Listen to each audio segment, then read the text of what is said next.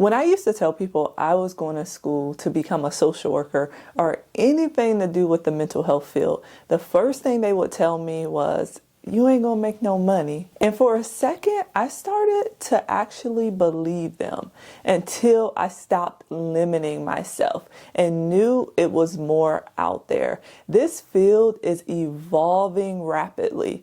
And in this video, we're going to talk about how we can stop limiting ourselves and make a livable wage or even above a livable wage.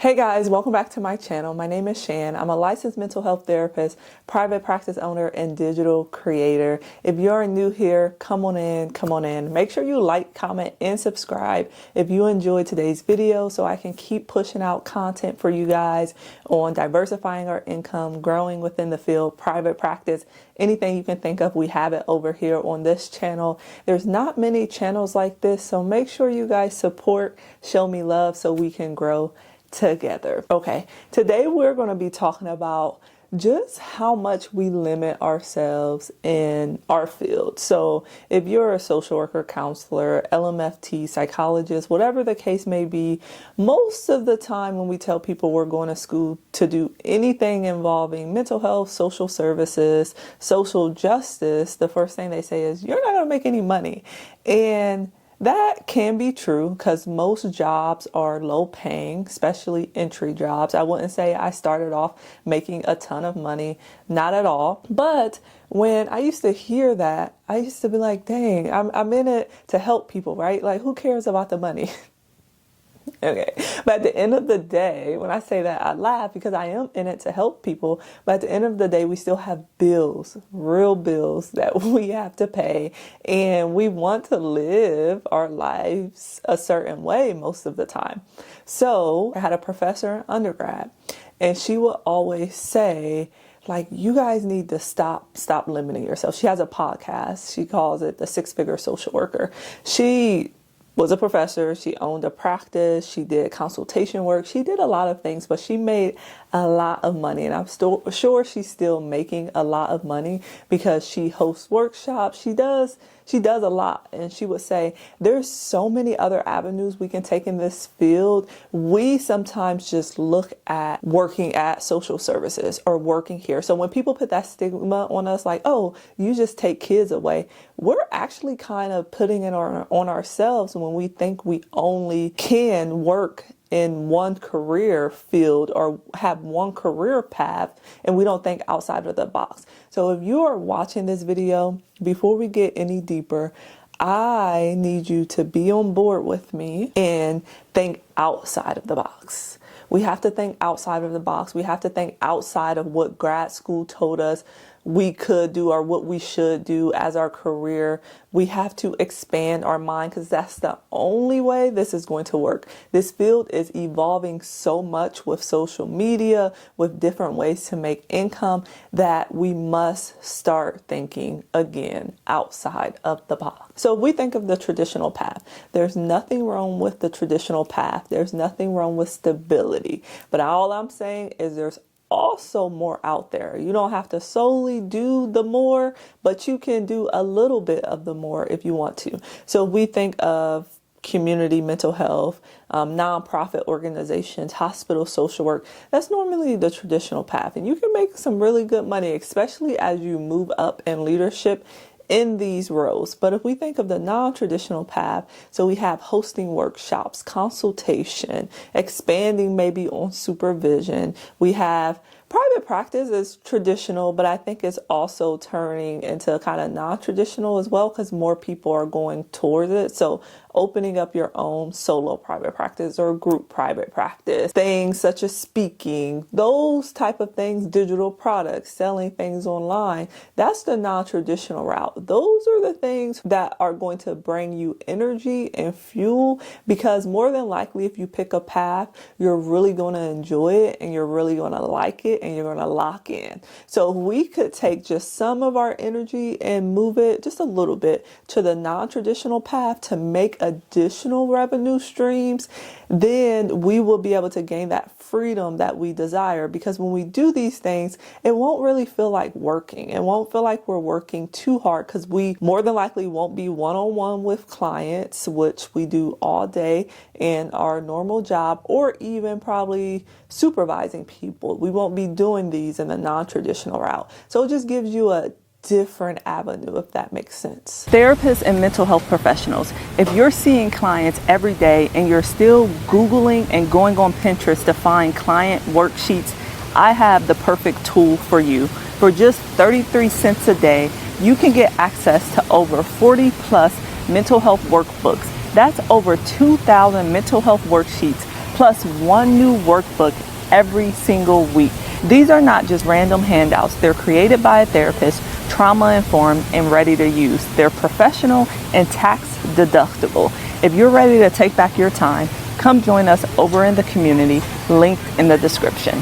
You have so many skills. So when I think about when I first started in my career, I told myself when I was graduating, everyone was getting jobs, and I eventually got a job, but I was moving back home and I was like, man, what if I don't find a job? I have to apply to the jobs back home, interview back home. This is hard. I can't really wait till I get back home to try to do the job search. So I was like, I'm just going to go to CPS. And no offense for anyone that works at CPS, but I was essentially limiting myself because I knew that's not what I wanted to do. So if I kind of journeyed through my career, I didn't end up going to CPS. I ended up getting a hospital role.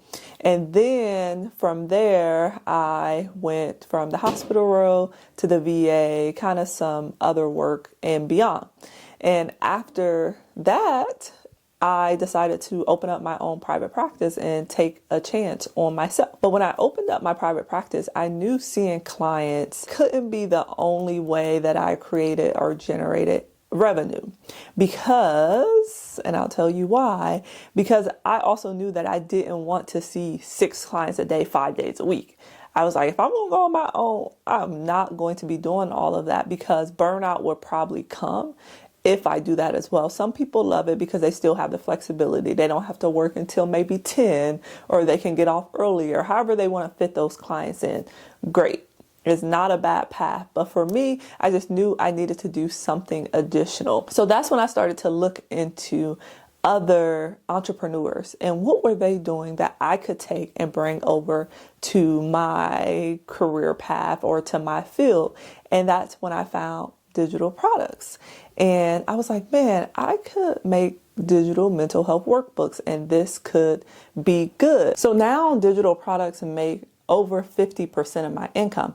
And I'm so glad that I found it. And from there, I started doing consultations. From consultations, I built a community of other mental health professionals and other therapists where they can learn from me. So you can kind of see how one thing can build upon the other once you build your expertise, and you can start having all of these different income streams. Now, do you have to do them all?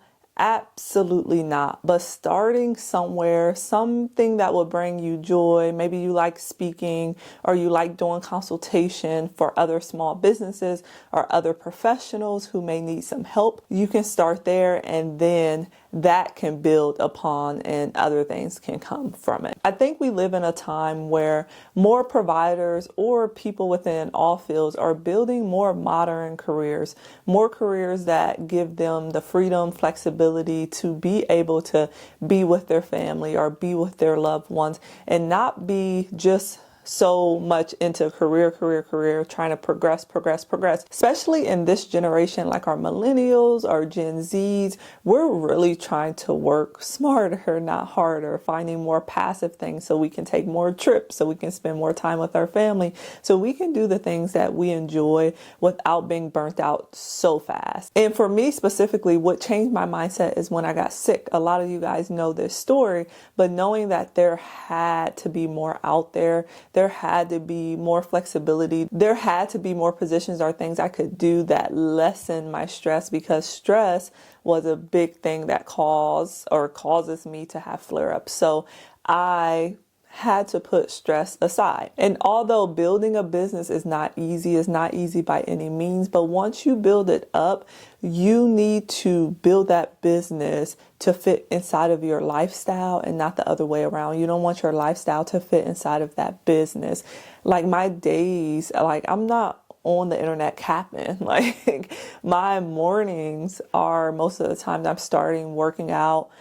I don't wake up until 6. I was like that 5 a.m. gym girly. Now I'm about a 7 o'clock gym girly. I wake up, I work out. My first client of the day, I don't see them until 10, and I only see clients on Monday and Tuesday. Most of the times I play tennis. I'm able to do these things in the morning that I love. I'm able to have my appointments, like things that I need to do for myself, actually throughout the week, so I can have my weekend to like relax and recharge.